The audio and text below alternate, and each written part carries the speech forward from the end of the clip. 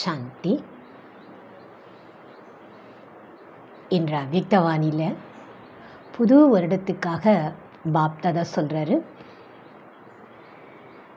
முதல்ல பாபா பார்க்கும்போது தூரத்தில் இருக்கக்கூடிய குழந்தைகளாக இருந்தாலும் மிக அருகாமையில் இருக்கக்கூடிய குழந்தைகளாக இருந்தாலும் 3 விதமான வாழ்த்துக்கள் பாபா இன்று கூறுகிறார். ஒன்று புது வாழ்க்கைக்கான, 2வது புது யுகத்துக்கான வாழ்த்துக்கள், 3வது புது வருஷத்துக்கான வாழ்த்துக்கள் கொடுக்குறார். இந்த நாளுக்கு மகத்துவம் இருக்கிறது. ஒன்று பழைய வருஷம் விடைபெறுது, 2வது புது வருடம் வரவேற்கிறோம். இப்போ 2 சங்கமிக்குது இல்லையா?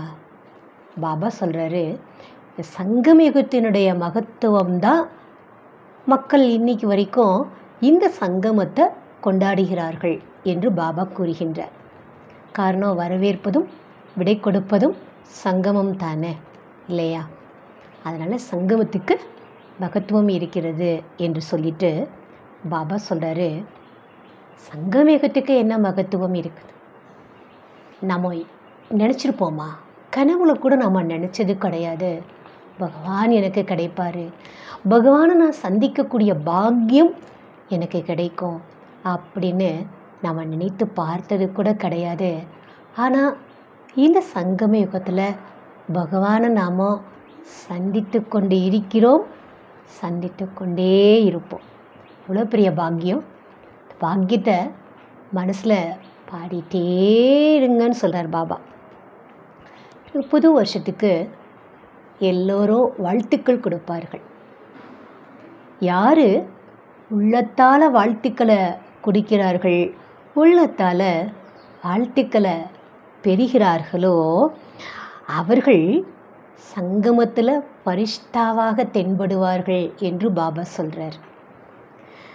பாபா சொல்கிறாரு, சங்கமத்தில் பரிஷ்டா, பிராமணன்லேருந்து பரிஷ்டா, பரிஷ்டாலேருந்து நம்ம தேவதை ஆகிறதுக்காக தானே புருஷார்த்தம் பண்ணி கொண்டு இருக்கிறோம் இல்லையா? அப்போது பரிஷ்டா யார் ஆக முடியும்?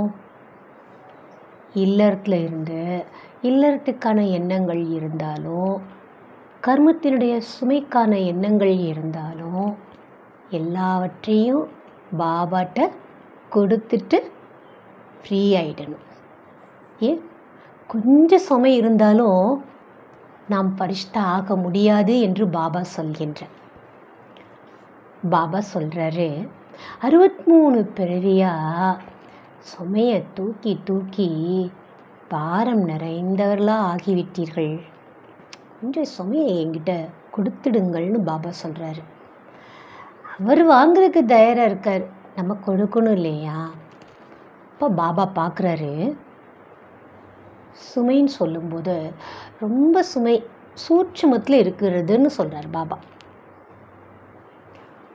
பழைய உலகம் ஈர்க்கிறது குறைஞ்சிடுச்சு, நமக்கு பழைய தேக சம்பந்தங்களுடைய ஈர்ப்பும் நம்மக்கிட்ட இல்லை, குறைந்து விட்டது. அப்போ எந்த சுமை நமக்குள்ளே இருக்கிறது பாபா பார்க்குறாரு? இப்போ பழைய சுபாவ சன்ஸ்காரத்துக்கான சுமை இன்னும் நம்மக்கிட்ட இருக்கிறதுன்னு பாபா சொல்கிறார். அதுலேயும் பாபா என்ன பார்க்குறார் தெரியுமா? சுத்த எண்ணங்கள் யாருக்கும் வர்றதில்லை, ஆனால் வீணான எண்ணங்களினுடைய சன்ஸ்காரத்தில் வெளிப்படுதான். வீண் எண்ணங்கள் நினைக்கிறது சன்ஸ்காரமாக இருக்கிறது. வார்த்தைகள்லேயும் சன்ஸ்காரம் வெளிப்படுது, சம்பந்தம் தொடர்புலேயும் அந்த பழைய சன்ஸ்காரம் வெளிப்படுகிறது என்று பாபா சொல்கிறார். அப்போது பாபா சொல்லும்போது இந்த சன்ஸ்காரத்தை இன்றைக்கு நீங்கள் தகனம் பண்ணிடுங்க, சன்ஸ்காரத்தை சம்ஹாரம் பண்ணிவிடுங்கள். ஏன் பாபா சொல்கிறாருன்னா, இந்த சன்ஸ்காரம் சரியான நேரத்தில் நம்ம ஏமாற்றி விடும், கடைசி நேரத்தில் நம்ம ஏமாறுறதுக்கு இந்த பழைய சுபாவ சன்ஸ்காரம் நிமித்தமாக்கிவிடும் என்று பாபா எச்சரித்து இந்த சன்ஸ்காரத்தை சம்ஹாரம் இப்போவே பண்ணிவிடுங்கள். ராவணன் இருக்கார் இல்லையா? ராவணனை கொல்ல மட்டும் செய்ய மாட்டாங்க. என்ன செய்கிறாங்க? எரிக்கவும் செய்கிறார்கள். அதுபோல் நம்ம என்ன பண்ணணும்? நமக்குள்ளே இருக்கக்கூடிய பழைய சம்ஸ்காரத்தை அழிக்கிறதுக்கு முயற்சி பண்ணுறோம். நம்ம அழிச்சிட்டோன்னு நினைக்கிறோம். ஆனால் மயக்க நிலையில் போயிடுறோமா. மயக்க நிலையில் இருக்கிறதுனால திருப்பி அந்த சம்ஸ்காரம் எழுந்திருச்சு வந்துடுறது. அதனால் பாபா சொல்கிறாரு, காலையில் அமிர்த வேளை யோகா பண்ணும்போது பவர்ஃபுல்லாக யோகா பண்ணுங்க. பவர்ஃபுல் அக்னி ரூபத்தில் பண்ணணும்னு சொல்கிறார் பாபா. ஏன்னா அக்னியில் போடுற ஒரு பொருள் அதனுடைய பேர் ரூபம் எல்லாம் அழிந்து சாம்பலாக மாறிடும். அந்த மாதிரி நமக்குள்ளே இருக்கக்கூடிய பழைய சுபாவ சம்ஸ்காரத்தை அழிக்கிறதுக்கு யோகா அக்னி வேண்டும். முரளியில் பாபா யோகா அக்னினா என்ன என்று தெளிவாக நமக்கு புரிய வைக்கிறார். எந்த ஸ்வரூபத்தில் நாம் நிலச்சி இருக்கணும்னு விரும்புகிறோம், மேலும் எவ்வளோ நேரம் அந்த ஸ்வரூபத்தில் ஒருநிலைப்பட்டு இருக்க வேண்டும் என்று நாம் விரும்புகின்றோமோ அதுக்கான ஒருநிலைப்படுத்திய எண்ணங்களை நினைத்து அந்த பழைய சம்ஸ்காரத்தை நாம் அழித்து விட வேண்டும், எரித்து விட வேண்டும் சொல்கிறார். அதுக்கு தான் யோகா அக்னின்னு சொல்லப்படுகின்றது. இந்த வருஷம் அதனால் தனக்காக நீங்கள் என்ன செய்ய வேண்டும்? தனக்காக நாம் என்ன செய்ய வேண்டும்? பாபா சொல்கிறாரு, சக்திசாலியான கவலையற்ற ராஜாவாக நீங்கள் ஆக வேண்டும். கவலையற்ற ராஜா, சோம்பேறி ராஜாவாக ஆகிவிடாதீர்கள், பலகீனமான ராஜாவாக ஆகிவிடாதீர்கள் என்று பாபா சொல்லும்போது என்ன சொல்கிறாரு அப்படின்னா, அந்த சோம்பேறித்தனமாக நம்ம சொல்லிடுறோமா சில நேரங்களில் பாபா கிட்ட, பாபா நீங்கள் ஒன்றும் கவலைப்படாதீங்க, அதெல்லாம் நான் ஆகிடுவேன், நேரம் வரும்போது எல்லாம் சரியாயிடும்.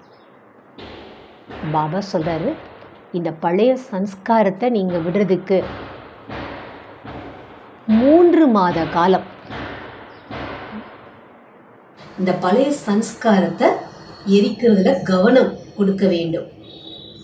ஏன் பாபா 3 மாதம் சொல்கிறாங்க அப்படின்னா, ஒரு முறை நம்ம பழக்கத்துக்கு கொண்டு வந்துட்டோம் அப்படின்னா மாற்றுவதற்கான விதியை நம்ம தெரிந்து கொண்டோம் என்றால் இது நமக்கு காரியத்தில் மிகவும் பயன்படக்கூடியதாக ஆகிடும் அப்படின்னு பாபா சொல்கிறார். அதனால் பாபா சொல்கிறாரு, உங்கள் எல்லாருக்கும் ஒரு லட்சியம் இருக்குது, நான் பாபாவுக்கு சமமாக ஆக வேண்டும்.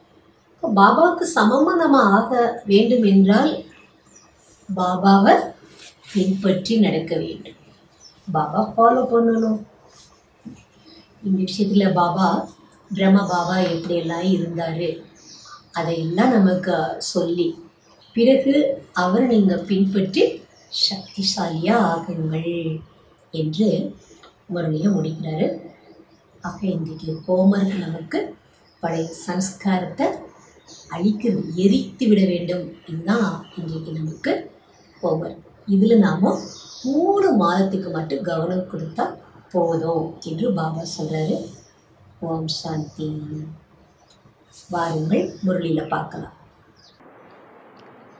வாணி தேதி 29/6/2025 காலை முரளி அவ்யக்த பாப்தாதா ரிவைஸ்டு. வாணி தேதி 31/12/2005 மதுபன். தலைப்பு, புது வருடத்தில் தன்னுடைய பழைய சம்ஸ்காரங்களை யோகா அக்னியில் பஸ்மம் செய்து பிரம்ம பாபாவுக்கு சமமாக தியாகம், தபஸ்யா மற்றும் சேவையில் நம்பர் 1 ஆகுங்கள். இன்று பாப்தாதா 4 பக்கங்களிலும் உள்ள முன்னால் அமர்ந்திருந்தாலும் அல்லது தூரத்தில் இருந்தாலும் உள்ளத்தால் அருகாமையில் இருக்கக்கூடிய அனைவருக்கும் 3 விஷயங்களுக்கான வாழ்த்துக்களை கொடுத்து கொண்டு இருக்கின்றார். 1, புதிய வாழ்விற்கான வாழ்த்துக்கள். 2, புதிய யுகத்துக்கான வாழ்த்துக்கள். மற்றும் மூன்றாவதாக இன்றைய புது வருட தினத்திற்கான வாழ்த்துக்கள். நீங்கள் அனைவரும் கூட புது வருடத்திற்கான வாழ்த்துக்களை கொடுப்பதற்காகவும் எடுப்பதற்காகவும் வந்திருக்கிறீர்கள். சொல்லப்போனால் உண்மையான உள்ளத்தின் குஷியினுடைய வாழ்த்துக்களை பிராமண ஆத்மாக்களாகிய நீங்கள் எடுக்கவும் செய்கின்றீர்கள், கொடுக்கவும் செய்கின்றீர்கள். இன்றைய தினம் முக்கியத்துவம் வாய்ந்தது. விடை கொடுப்பதும் நடந்தேறுகின்றது. எதுக்கு? பழசுக்கு. மேலும் வரவேற்பதும் நடக்கின்றது. புதியதற்கு வரவேற்பு, விடை கொடுப்பது மற்றும் வரவேற்பதற்கான சங்கம யுகம். இன்றைய தினம் சங்கமத்திற்கான தினம் என்று சொல்லப்படுகின்றது. சங்கமத்தினுடைய மதிப்பு மிகவும் உயர்ந்தது. சங்கம யுகத்தினுடைய மதிப்பின் காரணமாக இன்று இந்த பழைய மற்றும் புது வருடத்திற்கான சங்கமத்தை எவ்வளவு ஆரவாரத்தோடு கொண்டாடுகின்றார்கள் என்பது உங்களுக்கு தெரியும். சங்கமயுகத்தினுடைய மகிமையின், அதாவது சங்கமயுகத்தினுடைய புகழின் காரணத்தினால மட்டும்தான் இந்த பழைய மற்றும் புது வருடத்திற்கான சங்கமத்துக்கு மகிமை இருக்கின்றது. எங்கே ரெண்டு நதிகள் சந்திக்கின்றதோ அங்கே சங்கமம் ஏற்படுகின்றது. அதற்கும் கூட மகிமை இருக்கின்றது. எங்கே நதி மற்றும் கடலுக்கான சங்கமம் ஏற்படுகின்றதோ அதற்கும் கூட மகிமை இருக்கின்றது. ஆனால் அனைத்தையும் விட மிகப்பெரிய மகிமை கடல் நதி சந்திக்குது, ரெண்டு நதி சந்திக்கிறது. ஆனால் எதுக்கு மகிமை அதிகம்? மிகப்பெரிய மகிமை இந்த சங்கம யுகத்திற்கு உரியது. அதுவும் புருஷோத்தம யுகத்தினுடையது. ஏன்னா சங்கமம் சொல்லும்போது ஒவ்வொரு யுகத்துக்கும் நடுவில் சங்கமம் வருகிறது இல்லையா? ஆகையினால்தான் பாபா இதுக்கு அழுத்தம் கொடுக்குறாரு. புருஷோத்தம யுகத்துக்கு மகிமை அதிகம் இருக்கிறது. அப்படிப்பட்ட சங்கம யுகத்தில் தாங்கள் பிராமண ஆத்மாக்கள் பாக்கியவான் அமர்ந்திருக்கிறீர்கள். இந்த போதை இருக்குது தானே? ஒருவேளை யாரேனும் உங்களிடம் வந்து நீங்கள் எப்படிப்பட்ட சமயத்தில் இருக்கிறீர்கள் என்று கேட்டால் கலியுகத்தில் இருப்பதாக சொல்வீர்களா அல்லது சத்தியுகத்தில் இருப்பதாக சொல்வீர்களா? பெருமிதத்தோட என்ன சொல்வீர்கள்? நாங்கள் இந்த நேரம் புருஷோத்தம சங்கம யுகத்தில் இருக்கிறோம். நீங்கள் கலியுகவாசி அல்ல, சங்கமயுகவாசிகள். மேலும் இந்த சங்கம யுகத்துக்கு ஏன் விசேஷமான மகிமை இருக்கிறது? ஏனென்றால் பகவான் மற்றும் குழந்தைகளுக்கான சந்திப்பு ஏற்படுகின்றது, கொண்டாட்டம் நடைபெறுகின்றது, சந்திப்பு நடைபெறுகின்றது. இது வேறு எந்த யுகத்திலையும் நடைபெறுவது இல்லை. எனவே அந்த கொண்டாட்டத்தை கொண்டாடுவதற்காக வந்திருக்கின்றீர்கள். அந்த சந்திப்பினுடைய கொண்டாட்டத்தை கொண்டாடுவதற்காக எங்கெங்கெல்லாம் இருந்து வந்திருக்கிறீர்கள் என்றாவது கனவிலாவது யோசித்ததுண்டா? அதாவது ஆத்மாவாகிய எனக்கு ட்ராமாவில் இப்படியும் கூட எப்படி இறைவனை சந்திக்கக்கூடிய பாக்கியம் நிச்சயிக்கப்பட்டு இருக்கின்றது என்று நினச்சிருப்போமா? ஆத்மாவுக்கு பரமாத்மாவை சந்திக்கும் பாக்கியம் இருந்தது, மேலும் இருக்கின்றது. தந்தையும் ஒவ்வொரு குழந்தையினுடைய பாக்கியத்தையும் பார்த்து மகிழ்ச்சி அடைகிறார். ஆஹா பாக்கியவான் குழந்தைகளே, ஆஹா. அவருக்கு மகிழ்ச்சி. நமக்கு தன்னுடைய பாக்கியத்தை பார்த்து உள்ளத்தில் தனக்காக ஆஹா நான் ஆஹா, ஆஹா என் பாக்கியம், ஆஹா ஆஹா, ஆஹா என்னுடைய பாபா, ஆஹா ஆஹா என்னுடைய பிராமண பரிவாரம், ஆஹா. இந்த ஆஹா ஆஹா என்ற பாடலை உள்ளத்தில் தானாகவே பாடிக்கொண்டே இருக்கின்றீர்கள் தானே? இன்று இந்த சங்கமத்தின் நேரத்தில் மற்றும் பரமாத்மாவுடைய சந்திப்பின் நேரத்தில் எந்தெந்த விஷயங்களுக்கெல்லாம் விடை கொடுக்க வேண்டும் என்று யோசித்து விட்டீர்களா? எல்லோரும் யோசித்தீர்களா? சதா காலத்துக்காக விடை கொடுக்கணும். ஏனென்றால் சதா காலத்திற்கு விடை கொடுக்கும்போது சதா காலத்துக்கான வாழ்த்துக்களை கொண்டாட முடியும். அப்படிப்பட்ட வாழ்த்துக்களை கொடுங்கள். எப்படிப்பட்ட வாழ்த்துக்களை? சதா காலத்துக்கும் விடை பெற்று போயிடணும், அந்த மாதிரி வாழ்த்துக்கள் கொடுங்க. அதாவது உங்களுடைய முகத்தை பார்த்து உங்கள் முன்னால் வரக்கூடிய எந்த ஒரு ஆத்மாவும் கூட வாழ்த்துக்களை பெற்று மகிழ்ச்சி ஆகிவிட வேண்டும். யார் உள்ளத்தால் வாழ்த்துக்களை கொடுத்து வாழ்த்துக்களை பெறுகின்றார்களோ அவர்கள் சதா காலத்திற்கு எப்படி தென்படுவார்கள்? சங்கமயுக பரிஷ்டாவாக தென்படுவார்கள். யார் சொன்னார் பாபா? யார் உள்ளத்தால் வாழ்த்துக்களை கொடுக்குறாங்களோ, உள்ளத்தால் வாழ்த்துக்களை பெறுகிறார்களோ அவர்கள் சங்கமயுகத்தில் பரிஷ்டாவாக தென்படுவார்கள். எல்லோரும் இதற்கான புருஷார்த்தத்தை தானே செய்கிறீர்கள். பிராமணிலிருந்து பரிஷ்டா, மேலும் பரிஷ்டாலிருந்து தேவதை. ஏனென்றால் தந்தையிடம் அனைத்து விதமான எண்ணங்களையும், மேலும் இல்லறத்தை பற்றிய எண்ணங்களாக இருந்தாலும் கர்மத்தினுடைய சுமையாக இருந்தாலும் அவற்றை எல்லாமே பாபாவிடம் கொடுத்து விட்டீர்கள் தானே. சுமையை கொடுத்து விட்டீர்களா அல்லது தங்களிடமே கொஞ்சம் சுமையானதை வைத்திருக்கிறீர்களா? ஏனென்றால் சிறிதளவு சுமை கூட ஃபரிஷ்டா ஆக விடாது. மேலும் எப்போது தந்தை குழந்தைகளுடைய சுமைகளை பெறுவதற்காக வந்திருக்கின்றாரோ அப்பொழுது சுமைகளை கொடுப்பதில் என்ன கஷ்டம்? கஷ்டமா அல்லது எளிதாக இருக்கிறதா? யார் சுமையை பாபாட்ட கொடுத்துட்டே என்று புரிந்திருக்கின்றீர்களோ அவர்கள் கைகளை உயர்த்துங்க. உடனே பாபா சொன்னோடனே குழந்தைங்கள்லாம் கைகளை உயர்த்துகிறார்கள். கொடுத்துட்டீங்களா? நன்றாக யோசித்து கையை உயர்த்துங்க. சுமைகளை கொடுத்து விட்டீர்களா? நல்லது. கொடுத்து விட்டீர்கள் என்றால் மிகுந்த நல்வாழ்த்துக்கள். மேலும் யார் கொடுக்கவில்லையோ அவர்கள் சுமையை எதுக்காக வைத்து கொண்டே இருக்கிறீர்கள்? பாபா கேட்குறார். சுமையின் மீது அன்பு வச்சுக்கிறீங்களா? சுமையை வச்சிருக்கிறது பிடிச்சிருக்குதா? பாருங்கள், பாப்தாதா ஒவ்வொரு குழந்தையையும் என்னவென்று சொல்கின்றார்? ஓ என்னுடைய கவலையற்ற ராஜா, கவலையற்ற ராஜா குழந்தைகளே, சுமை என்பது கவலைக்கு உரியதாக இருக்கிறது இல்லையா? எனவே சுமையை வாங்கிறதுக்காக பாபா வந்திருக்கிறார். ஏனென்றால் 63 பிறவியாக பாபா பார்த்து கொண்டே இருக்கிறார். சுமையை தூக்கி தூக்கி குழந்தைகள் மிகவும் பாரம் நிறைந்தவர்களாக ஆகிவிட்டார். எனவே பாபா இப்பொழுது அன்பாக சொல்லி கொண்டிருக்கிறார், சுமையை கொடுத்து விடுங்கள் என்று.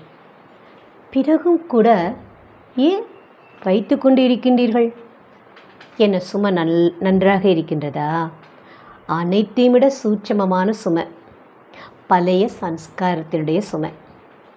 பாப்தாதா ஒவ்வொரு குழந்தையின் இந்த வருடத்துக்கான சார்ட்டை வருஷம் முடிவடைந்து கொண்டு இருப்பதனால பார்த்தார். நீங்கள் ஒவ்வொருத்தரும் கூட தங்களுடைய வருடத்துக்கான சார்ட்டை சோதனை செய்து பார்த்தீங்களா? பாப்தாதா பார்த்தாரு. அநேக குழந்தைகளுக்கு இந்த பழைய உலகின் மீது உள்ள ஈர்ப்பு குறைஞ்சிடுச்சு. பழைய சம்பந்தங்கள், தேக சம்பந்தங்கள், அந்த உறவுகள் மீதுள்ள ஈர்ப்பும் கூட குறைந்து இருக்கிறது. ஆனால் பழைய சன்ஸ்காரங்களின் சுமையானது அநேகரிடம் அப்படியே இருக்கிறத பாபா பார்த்தார். ஏதேனும் ஒரு ரூபத்தில் பழைய சுபாவ சன்ஸ்கார், அதாவது மனசில் அசுத்த எண்ணங்கள் இல்லை என்றாலும் வீணான எண்ணங்களுடைய சன்ஸ்காரம் ஒரு குறிப்பிட்ட சதவிகிதத்தில் இப்போதும் தென்படுகின்றது. அப்போ அதுவும் பழைய சன்ஸ்கார். வீணானது, தேவையில்லாததை, நெகட்டிவாக நினைக்கிறது பழைய சன்ஸ்கார். வார்த்தையிலையும் தென்படுகின்றது. சம்பந்தம் தொடர்பிலையும் கூட ஏதேனும் சன்ஸ்காரம் இப்போவும் கூட தென்படுகின்றது. எனவே இன்று பாப்தாதா அனைத்து குழந்தைகளுக்கும் வாழ்த்துக்களின் கூடவே சைகை காட்டுகின்றார். அதாவது நீங்கள் வைத்து கொண்டு இருக்கக்கூடிய சன்ஸ்கார் சரியான நேரத்தில் உங்களை ஏமாற்றும்.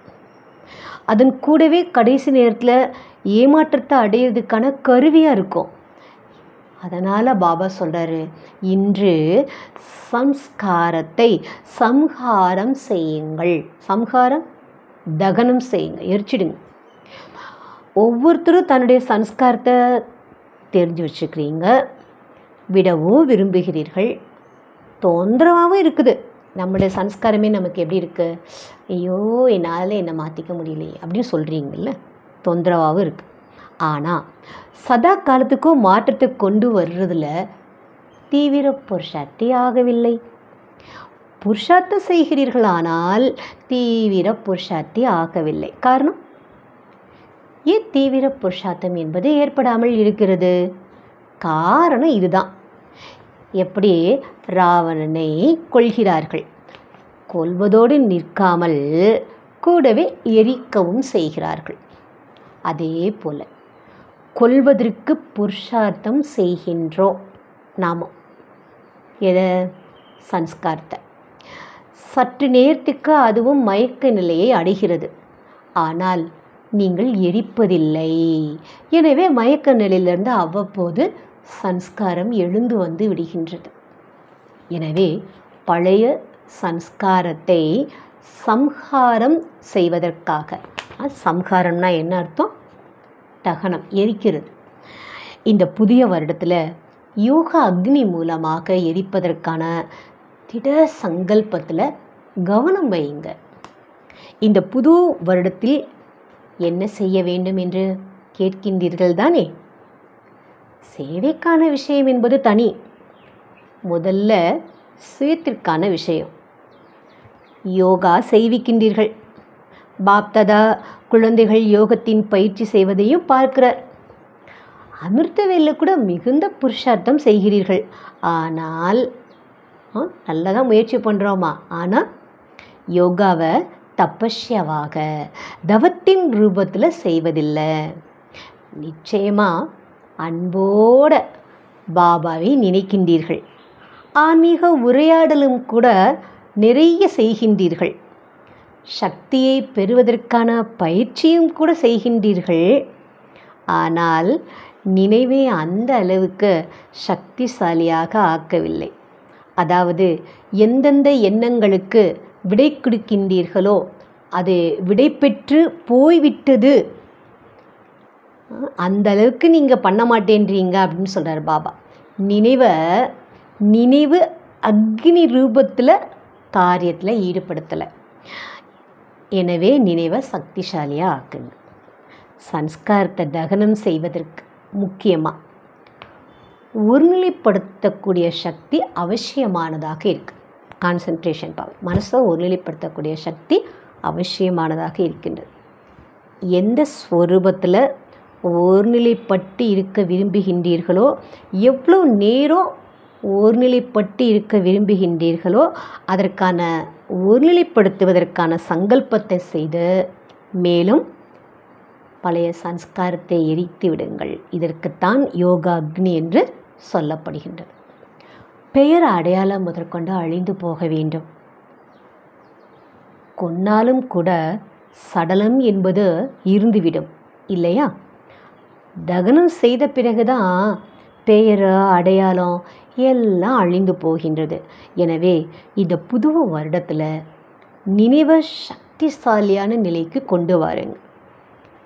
எந்த ஸ்வரூபத்தில் நீங்கள் இருக்க விரும்பினாலும் மாஸ்டர் சர்வசக்திவானாகிய நீங்கள் கட்டளையிட்டு சமாப்தம் செய்யக்கூடிய சக்தி உங்களுடைய கட்டளையை ஏற்கவில்லை என்று இருக்கவே முடியாது. நீங்கள் எஜமானர் அல்லவா? மாஸ்டர் கட்டளையிட்டு சக்தி ஆஜராகவில்லை என்றால் அவர் மாஸ்டர் என்று சொல்லப்படுவாரா? எனவே பாப்தாதா பார்த்தார். அதாவது ஏதேனும் பழைய சன்ஸ்காரம் அம்ச அளவிலாவது இப்போவும் கூட இருக்கின்றது. மேலும் அந்த அம்சம் இடையில வம்சத்துக்கு பிறப்பு கொடுத்து விடுகின்றது. செயல் வரை அது தன் காரியத்தை செய்து விடுகின்றது. யுத்தம் செய்ய நேரிடுகின்றது. நேரத்தின் அனுசாரம் குழந்தைகளின் யுத்த ஸ்வரூபத்தை பார்க்குறதுக்கு பாப்தாதாவுக்கு மகிழ்ச்சி இல்லை. பாப்தாதா ஒவ்வொரு குழந்தையையும் எஜமானன் ரூபத்தில் பார்க்க விரும்புகின்றார். கட்டளை இட்டா எதற்கு? நான் மாஸ்டர் சர்வசக்திவான். சக்திக்கு கட்டளை இட்டா வந்தேன் ஐயா என்று இருத்தல் வேண்டும். எது? சக்திகள். எனவே இந்த வருடத்தில் தனக்காக என்ன செய்ய வேண்டும் என்று கேட்டீர்கள் தானே? என்ன செய்ய வேண்டும்? தனக்காக சக்திசாலியா கவலையற்ற ராஜாவாக ஆக வேண்டும். ஏனென்றால் அனைவரின் லட்சியம் இதுவே. யாரேனும் உங்களிடம் உங்கள் லட்சியம் என்ன என்று கேட்டால் என்ன சொல்வீர்கள்? நாங்கள் உலகத்தின் ராஜ்யத்தை பெறுவோம், ராஜ்ய அதிகாரியாகுவோம் என்று சொல்வீர்கள். தன்னை ராஜ யோகி என்று சொல்லிக் கொள்கிறீர்கள். பிரஜா யோகி இல்லை தானே? இந்த முழு சபையில் யாராவது பிரஜா யோகி இருக்கிறீர்களா? பாபா கேட்குறாங்க. யார் ராஜயோகி அல்லது பிரஜா யோகியாக இருக்கிறீங்களா? சொல்லும்போது எல்லோருமே ராஜயோகி என்று சொல்கிறீர்கள். பிரஜா யோகி யாருன்னு கேட்டால் கையை யாருமே உயர்த்துறதில்ல. நன்றாக இருக்காது தானே? எது? கையை உயர்த்தினா. பாபா கேட்கும்போது பிரஜா யோகியான்னு கேட்டால் கையை உயர்த்தினா நல்லா இருக்குமா? பாபாவுக்கு கூட பெருமையாக இருக்குது. பாப்தாதா பெருமையுடன் சொல்கிறார், சங்கமயுகத்தில் என்னோட ஒவ்வொரு குழந்தையும் ராஜா குழந்தை. எந்த ஒரு தந்தையாவது என்னுடைய ஒவ்வொரு குழந்தையும் ராஜா குழந்தை என்று அத்தனை பூரிப்போட கூற முடியாது. ஆனால் பாப்தாதா சொல்கின்றார், என்னுடைய ஒவ்வொரு குழந்தையும் சிராஜ்ய அதிகாரி ராஜா குழந்தை என்று. பிரஜா யோகியான்னு கேட்கும்போது கையை உயர்த்த மாட்டீங்க தானே? அப்படி என்றால் நீங்கள் ராஜா தானே. ஆனால் சோம்பேறியான ராஜாவாக ஆகிவிடாதீர்கள். அதாவது கட்டளை இடுறீங்க. எதுக்கு? ராஜா யாருக்கு கட்டளை இடுறோம்? சக்திக்கு கட்டளை இடுறோம். ஆனால் சக்திகள் கட்டளைக்கு கீழ்ப்படியலை. பலகீனமான ராஜாவாக ஆகாதீர்கள். பின்னால் அமர்ந்திருப்பவர்களெல்லாம் யார்? ராஜயோகின்னு நீங்கள் புரிஞ்சிருக்கிறீங்களா? கையை உயர்த்துங்கன்றார் பாபா. நான் ராஜயோகின்னு நினைக்கிறீங்கன்னா கையை உயர்த்துங்க. மேலேயும் உட்காந்துருக்கிறீங்க. மேல்தளம் மவுண்டபில் மேல்தளம் இருக்கு இல்லையா, மெசனிலேயே உட்காந்துருக்காங்க. அப்போ பாபா அவங்களாம் பாபா பார்த்து கையை அசைக்கிறாங்க. இன்றைக்கி 18,000 சகோதர சகோதரிகள் இந்த கூடத்தில் அமர்ந்திருக்கிறார்கள். பாப்தாதா பார்த்துட்டே இருக்கிறார். மேலே அமர்ந்திருக்கிறவங்கெல்லாம் கையை தூக்குங்க. இது கடைசி டான் முறை. அதாவது இந்த வருஷம் பாப்தாதாவை சந்திக்கிறதுக்கான கடைசி சந்திப்பு. இது 2005 பாபா சந்திச்சிட்ருக்காரு. இது கடைசி சந்திப்பு. ஆனால் கடைசி முறையில் ஆரம்பமாகுது. 3 மாத காலம் புருஷார்த்தத்துக்கு பாபா சொல்கிறாரு. பாப்தாதா 3 மாத காலம் தர்றாரு. டேர்ன் கடைசி டேர்னு. ஆனால் நீங்கள் இப்போ இருந்து என்ன பண்ணணும்? 3 மாதத்துக்கு கவனம் கொடுக்கணும். ஓகே, சரிதானே? வீட்டு பாடம் என்ன கொடுத்தார் பாபா? நான் ஹோம்ஒர்க்கு கொடுக்குறேன். ஏன்னா இந்த இடையிடையே செய்யப்படும் ஹோம்ஒர்க்கு கூட கடைசி நேர பேப்பரில் சேமிப்பாகும். எனவே 3 மாத காலத்தில் ஒவ்வொருத்தரும் தன்னுடைய சார்ட்டை சோதனை செய்யுங்கள். அதாவது நான் மாஸ்டர் சர்வசக்திவான் ஆகி எந்த ஒரு கர்மேந்திரியோ அல்லது சக்தியை எப்போ கட்டளை இடுறேனோ, என்ன கட்டளை இடுகின்றேனோ அப்போது அந்த கட்டளை நடைமுறையில் நிறைவேற்றப்படுகின்றதா அல்லது இல்லையா தன்னை தானே சார்ட்டு செக் பண்ணு. பாபா கேட்குறார், செய்ய முடியுமா? சார்ட் செக் பண்ணுறீங்களா? ஹோம்ஒர்க் செய்ய முடியுமா? முதல் வருஷத்தில் அமர்ந்திருக்கிறவங்களாம் செய்வீர்களா? கையை உயர்த்துங்கன்றார் பாபா. நல்லது. 3 மாத காலம் எந்த ஒரு பழைய சன்ஸ்காரமோ இதை செய்யக்கூடாது. சோம்பேறித்தனம் வேண்டாம். ராயலான சோம்பேறித்தனத்தை கொண்டு வராதீர்கள். நடந்துடும், ஆகிடுவோம் சொல்லக்கூடாது. பாப்தாதாவிடம் இனிமேலும் இனிமையான உரையாடல் சொல்கின்றார்கள். பாபா, நீங்கள் கவலைப்படாதீங்க, நாங்கள் ஆக்கிடுவோம். பாப்தாதா என்ன செய்வார்? குழந்தைகள் சொல்வதை கேட்டு புன்சிரிப்பு சிரிக்கிறார் பாபா. ஆனால் இந்த 3 மாத காலம் அவ்வாறு செய்வீர்களே என்றால் என்ன செய்ய சொன்னார் பாபா? ஹோம்ஒர்க் என்ன கொடுத்துருக்காரு? நினைவு பண்ணு.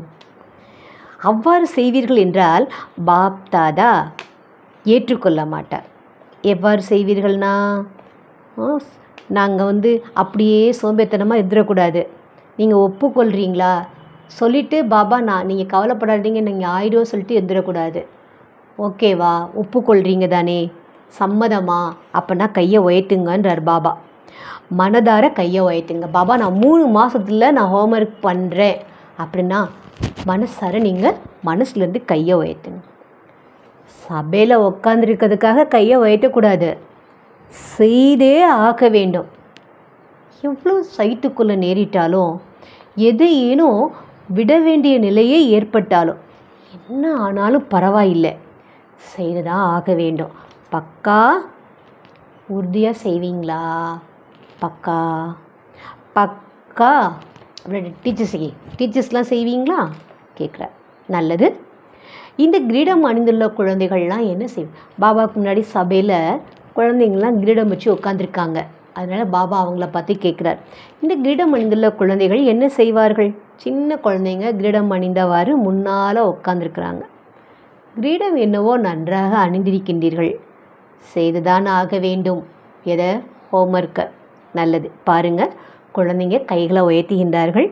ஒருவேளை நீங்கள் செய்யலைன்னா என்ன செய்யலாம்? அதை நீங்களே சொல்லிடுங்க. பிறகு பாப்தாதாவினுடைய ஒரு சீசனில், அதாவது சந்திப்பில், ஒரு சீசனில் மதுபன் சந்திப்பில் வரவிட போவது கிடையாது. ஏன்னா பாப்தாதா பார்த்துட்ருக்காரு.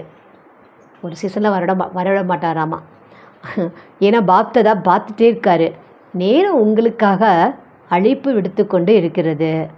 நீங்கள் நேரத்துக்காக காத்திருப்பவர்கள் அல்ல, நீங்கள் ஏற்பாடுகளை செய்யக்கூடியவர்கள். நேரம் உங்களுக்காக காத்து கொண்டே இருக்கிறது. இயற்கை கூட, சத்தோ பிரதானமான இயற்கை கூட உங்களுக்கு அழைப்பு விடுத்து கொண்டே இருக்கின்றது. எனவே 3 மாதத்தில் தன்னுடைய சக்திசாலியான நிலையில் இருந்து மீதமுள்ள சம்ஸ்காரத்தை மாற்றம் செய்யுங்கள். ஒருவேளை 3 மாத காலம் கவனம் வைப்பீர்கள் என்றால், அதன் பின்பும் கூட கவனம் வைப்பது பழக்கமாக ஆகிவிடும். ஒரு முறை மாற்றம் செய்வதற்கான விதி, அந்த ஃபார்முலா, சூத்திரம் தெரிந்துவிட்டால் அது மிகவும் காரியத்தில் பயன்படக்கூடியதாக ஆகியிருக்கும். நேரத்துக்காக நீங்கள் காத்து கொண்டே இருக்காதீர்கள். எப்போ விநாசம் ஏற்படும் என ஆன்மீக உரையாடலில் அனைவரும் கேட்கின்றீர்கள். வெளிப்படையாக சொல்கிறதில்ல, ஆனால் தங்களுக்குள்ளேயே பேசிக்கொள்கின்றீர்கள். அதாவது, எப்போ விநாசம் ஆகும் தெரியல, 2 வருடத்தில் ஆகுமா, 10 வருஷத்தில் ஆகுமா, எவ்வளோ வருடம் ஆகும்?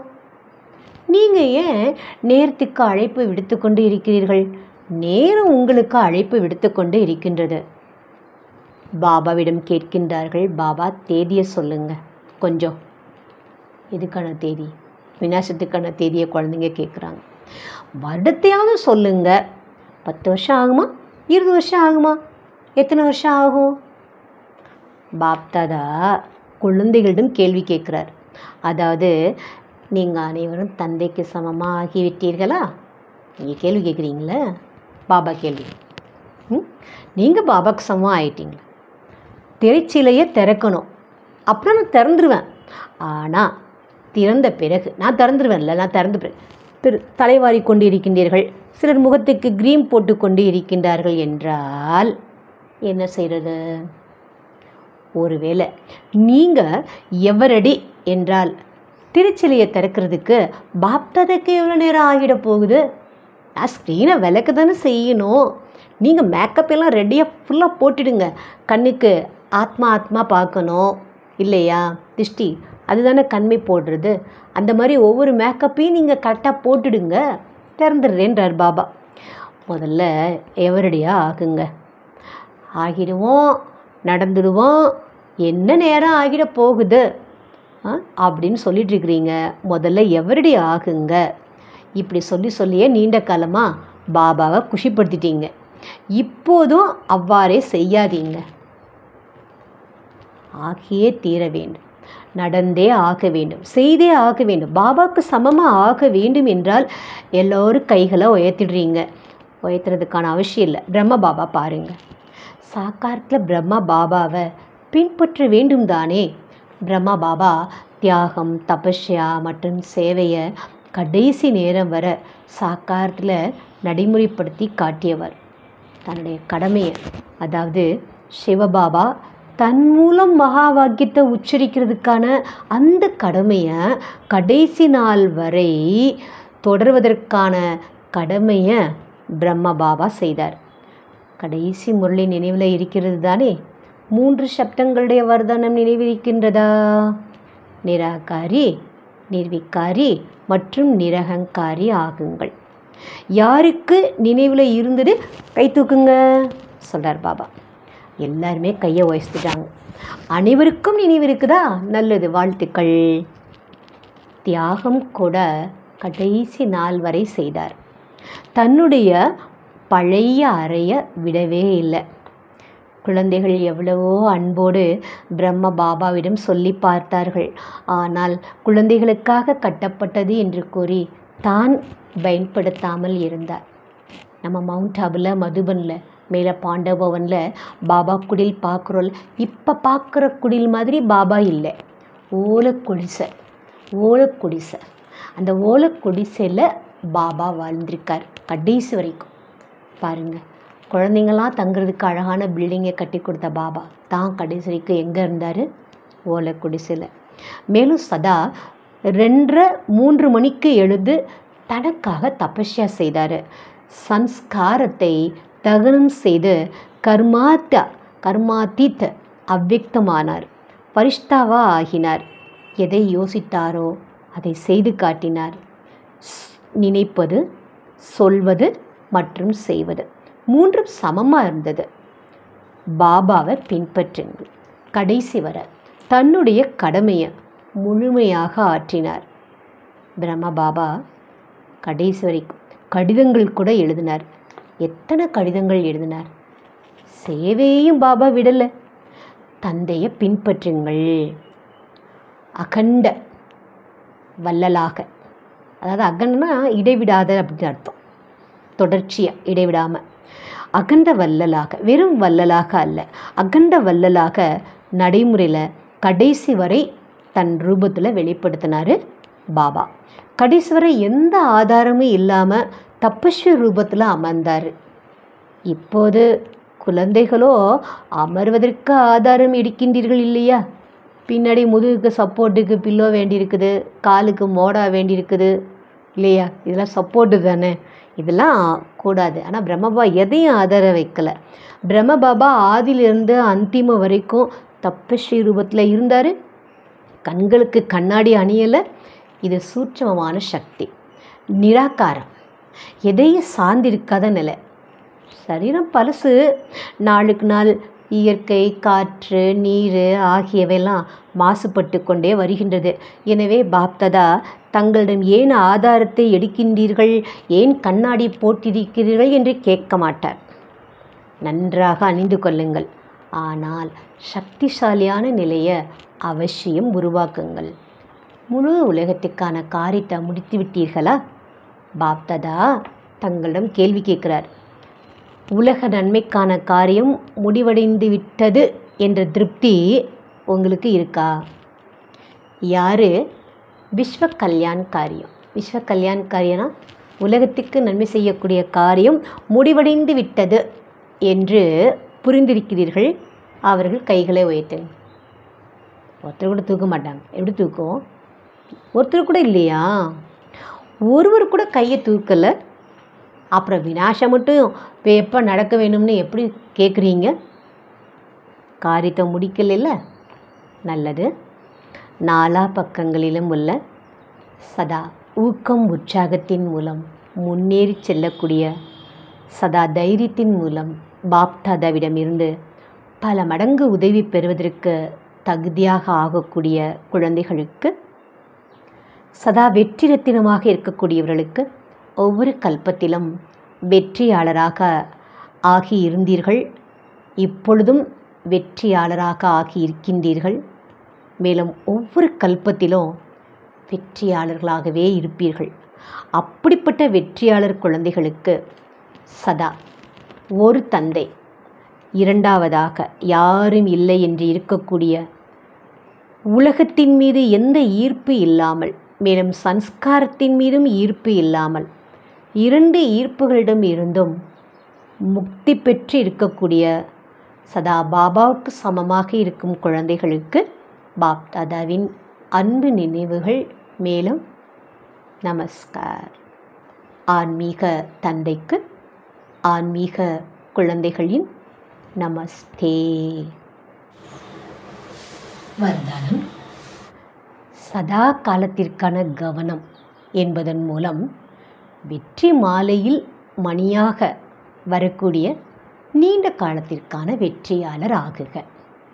இன்றைக்கி பாபா நமக்கு கொடுக்கக்கூடிய பிளஸ்ஸிங், ஆசீர்வாதம், நீண்ட காலத்திற்கான வெற்றியாளர். நீண்ட காலத்துக்கான வெற்றியாளர்னா வெற்றி மாலையில் மணியாக வரக்கூடியவங்க தான் நீண்ட காலத்துக்கான வெற்றியாளர். ஆனால் இதுக்காக நாம் செய்ய வேண்டிய புருஷார்த்தம் என்ன அப்படின்னா, சதா காலத்துக்கு கவனம் கொடுக்கணும்.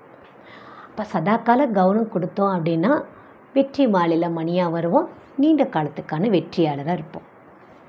விளக்கம் பாபா சொல்கின்றார், நீண்ட காலத்துக்கான வெற்றியே வெற்றி மாலையில் மணியாக ஆக்குகின்றது.